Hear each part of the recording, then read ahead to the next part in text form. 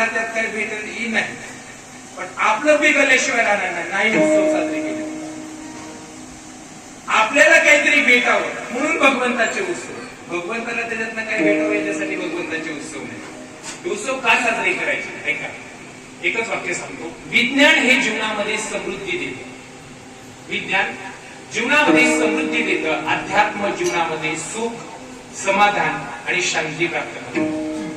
उत्सव याच्यासाठी साजरे करायचे की जीवनामध्ये या 3 गोष्टी जगामध्ये कुठं भेटत असतील तर या 3 गोष्टी जगात कुठंच भेटत नाही, एकाच ठिकाणी भेटतात.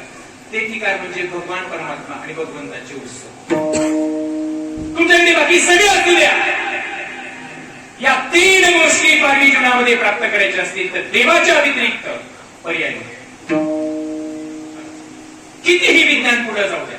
जुना काळ होता, ही जुनी जाणती माणसं मंडळी या ठिकाणी बसलेली, ते फेट्यावाली माणसं.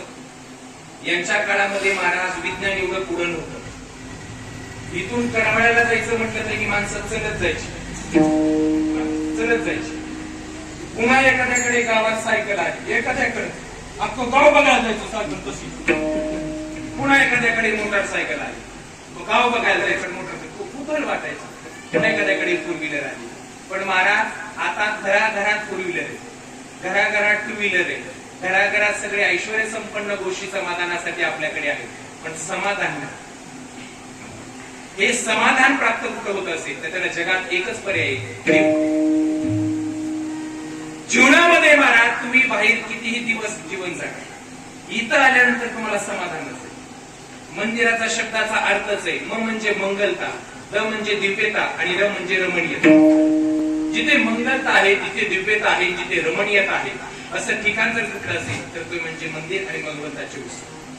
किती जरी विज्ञान पुढे गेलं तर विज्ञानाला समाधान देता येत नाही. तुम्ही किती फेमस डॉक्टर कडे जा, टिंबुर्णीला जा नाही तर इकडे करमाळ्याला जा. डॉक्टर किती फे? 150. 300 घ्या,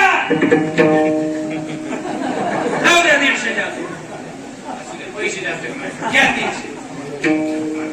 त्याला म्हणायचं समाधानाच्या गोळ्या. ती म्हणे लागलं 2 सकाळी इंजेक्शन मी घेतोय तरी मला रात्री झोप लागत. काय वेळ, किती विज्ञान पुढे जाऊ, देवाच्या व्यतिरिक्त पर्याय येत नाही. समाधान प्राप्त करायसाठी हे उत्सव आहे. पुढे चला. जीवनामध्ये शांती प्राप्त करायची असेल तर देवाच्या व्यतिरिक्त पर्याय शांती. संसारात शांती येईल, शांती असलं असेल. डबल वाक्य. एखाद्या शांती येऊ शकते लग्न झाल्यावर, शांती नाही. विठाला विठाला